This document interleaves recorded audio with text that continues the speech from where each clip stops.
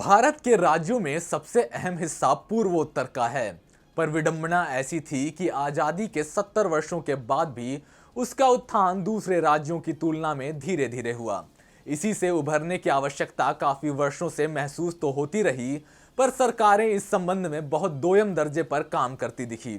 फिर आया 2014 का वो वर्ष जब देश की कमान प्रधानमंत्री नरेंद्र मोदी ने संभाली और पूर्वोत्तर को मानो नया जीवन मिल गया हो। नमस्कार, आप देख रहे हैं TFI, जो है देश का सबसे विश्वसनीय न्यूज मीडिया पोर्टल। और मैं शाश्वत सिंह आपको बताऊंगा कि कैसे प्रधानमंत्री नरेंद्र मोदी की सरकार की नीतियों ने पूर्वोत्तर की तस्वीर और तकदीर हमेशा हमेशा के लिए बदल दी है। तो चलिए अविलंब आरंभ करते हैं। 2014 के बाद से पूर्वोत्तर को लेकर दिल्ली में बैठकर फैसले करने वाली सरकार को प्रधानमंत्री नरेंद्र मोदी ने पूर्वोत्तर में पहुंचा दिया। वहां के फैसले वही होते हैं। सरकार निरंतर पूर्वोत्तर का मजबूती के साथ विकास कर रही है। इसके साथ ही विदेशी तंत्र में भी पूर्वोत्तर का डंका प्रधानमंत्री मोदी की नई विदेश नीति के कारणवश बजने लगा है। भारत को सही समय पर सही विदेश मंत्री के रूप में मिले एस जयशंकर किस बात के लिए सबसे उपयुक्त व्यक्ति हैं, जिन्हें इसका श्रेय दिया जाए तो अतिशयोक्ति नहीं होगी। अब वो भूगोल पर काबू पाने के साथ ही पूर्वोत्तर के सकारात्मक इतिहास को लिखने की ओर अग्रसर हैं। अंतोगत्वा अब वो पूर्वोत्तर को वैश्विक रूप से जोड़ने के लिए कटिबद्ध दिखाई पड़ रहे हैं। दरअसल एस जयशंकर ने भारत के विदेशी संबंधों के लिए घरेलू तंत्र को सही करने का काम करना शुरू कर दिया है। हाल ही में वह उत्तर पूर्व में थे और उन्होंने इस बात पर जोर दिया कि कैसे पूर्वोत्तर के लिए वैश्विक संपर्क केवल उस क्षेत्र के साथ साथ पूरे देश के लिए अच्छा है। अपने पूर्वोत्तर दौरे के दौरान विदेश मंत्री एस जयशंकर ने इस क्षेत्र के विकास के लिए भविष्य का मार्ग निर्धारित करते हुए बताया कि कैसे मोदी सरकार ने पूरे क्षेत्र का कायाकल्प करते हुए उसकी धारणा को बदल दिया है। इसके अतिरिक्त उन्होंने यह भी बताया कि कैसे यह क्षेत्र भारत के रणनीतिक मोर्चे के लिए एक बड़ा उत्प्रेरक बनने जा रहा है।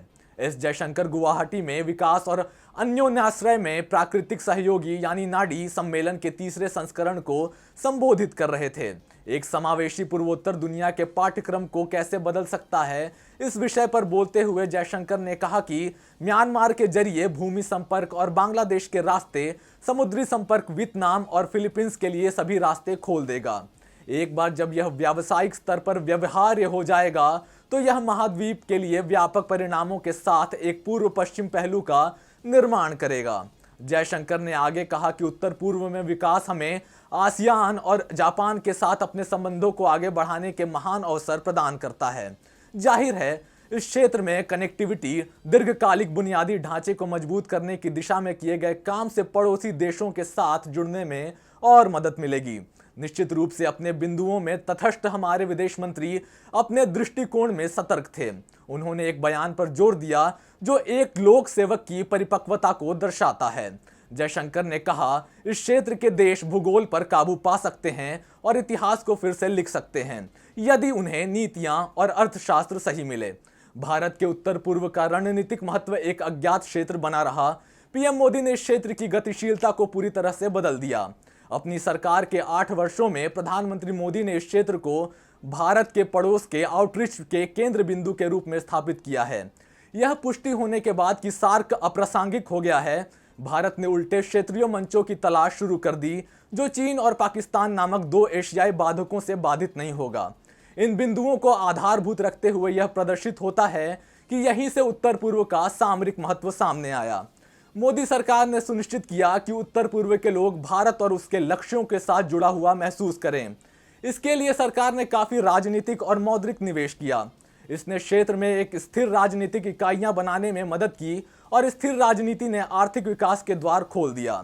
फिर सरकार ने अपनी विदेश नीति की पहल से जैसे एक्ट ईस्ट पॉलिसी में उत्तर पूर्व को शामिल करना शुरू कर दिया।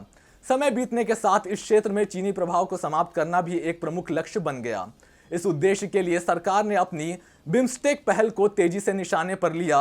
इसने बांग्लादेश, म्यांमार, थाईलैंड जैसे पड़ोसी देशों को शामिल करना शुरू कर दिया।